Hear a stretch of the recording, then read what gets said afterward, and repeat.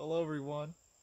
Hope you are all having a beautiful day. We are here in our greenhouse and we are starting to reap the fruits of our labor, or in this case the greens of our labor, as we planted a bunch of greens what about a month ago now?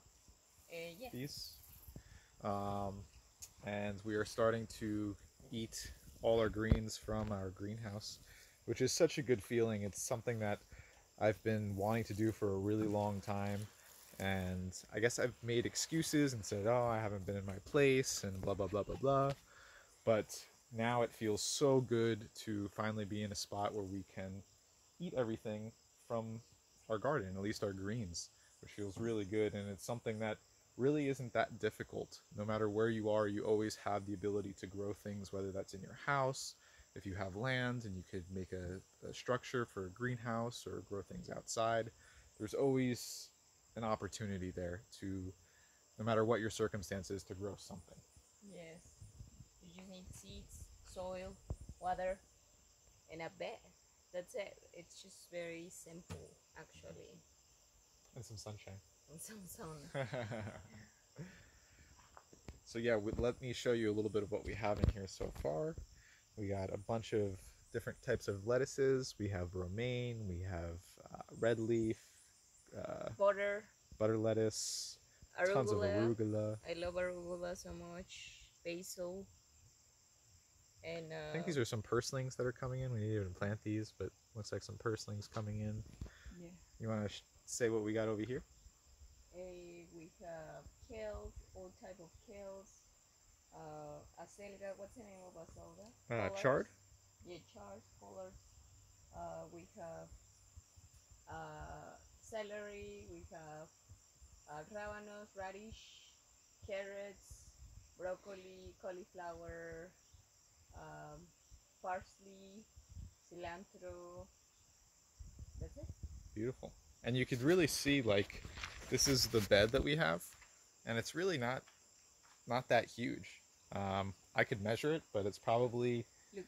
no more than maybe 10 feet, right? 3 meters or so, more or less. Really not that big. So you could see with just this amount of space, we Like think we're going to be able how to. much food you can grow in this space. It's huge. It's like look at all these. It can fit like maybe a whole family. Uh, Depending but on how many we're greens. with a lot of grain, so yeah. We're gonna plant more in that bed, in that other bed to show the other bed. Yeah, so far we just have some Bell peppers, some peppers, bell peppers over here, but this bed will be planted out in the future the because greens, we also are going to be having we have retreats here, so we want to be able to feed all our guests with greens from our garden. farm to table. And We have finally, my favorites. These are tomatoes. Like I do love tomatoes, but these are heirloom tomatoes, and they are coming like super super strong, big, and just creating a system for them to crawl up. 'Cause tomatoes crawl up, so you just have to make a system that is good for them to crawl up. So we're just gonna put like lines of like string. a string, and then they can just crawl up. It's super easy to make, nothing complicated. What else do we have over here? Same, it's heirloom tomatoes, but they are like Little babies. they are little. There are other types. So I planted three types of tomatoes. Some are these Gillibert, the ones that are Italian for Italian Like sauce. Roma? Yeah, Romano, Rom- but there are other called Gilbert or Gilbert. something. Okay.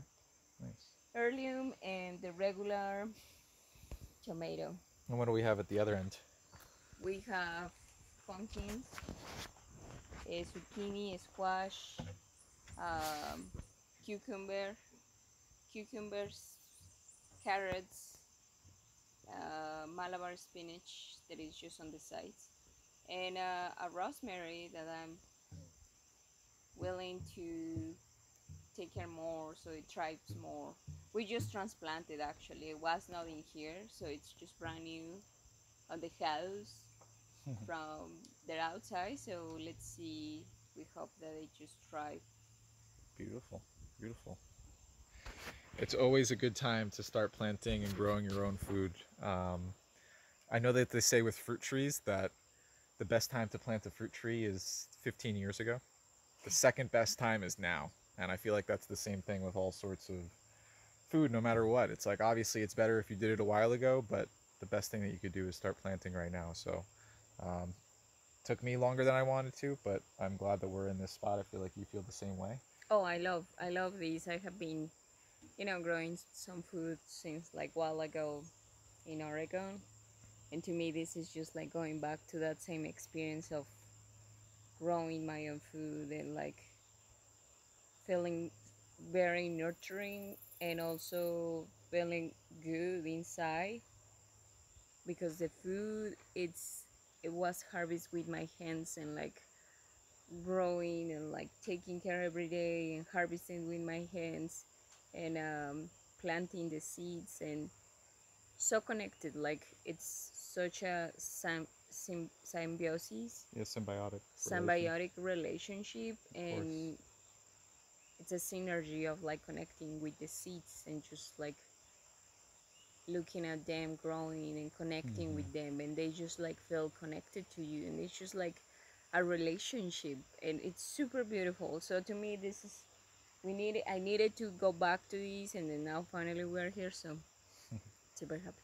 Absolutely. I completely agree. I mean, you could talk about the nutrition and all the greens and everything, and obviously there's a point to that, and you know your body needs nutrients, and this is some of the best stuff that you could grow. But there's, like you said, there's that huge difference that's really hard to quantify. You're not going to Mm-hmm. find it in research, but the difference between buying your food from somebody else, buying food that was shipped to you, buying food that you didn't have that intimate relationship with, there's a huge difference, and it's a little bit harder to quantify that.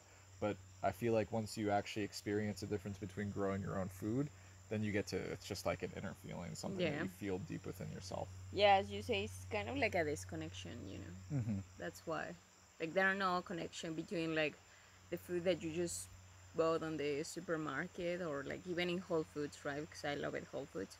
Uh, there are no connection. It's just, like, it's so much disconnection. So, Hmm. I mean, say you're in a position where you're in the city and you're very limited with the amount of things you could grow in your internal space. I encourage you to look at communal gardens. I oh, encourage big you to time. look at Even in like New York, growing on I'm your so rooftop. amazed that in New York there are, like, even these big roof gardens of like Hmm. community gardens where they are like growing food for everyone on the Brooklyn. Like it's just blown my mind to like seeing all these. So even in big cities like New York, Manhattan is huge. Like there are community gardens where people is doing that, and you can do the same. You can grow there. Like you can make a community garden in your neighbor. If he has a big yard, you can just say like, hey, what about if we do this project, and then everyone comes and do work on the land without interference in his privacy. So you just are using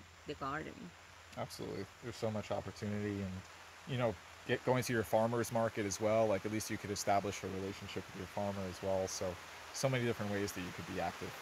But it seems like we got some rain Raining. rolling in.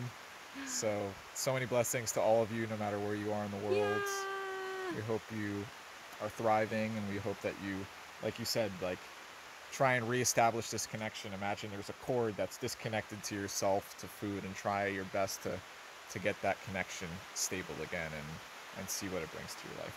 Yeah. Go back to nature. Ciao.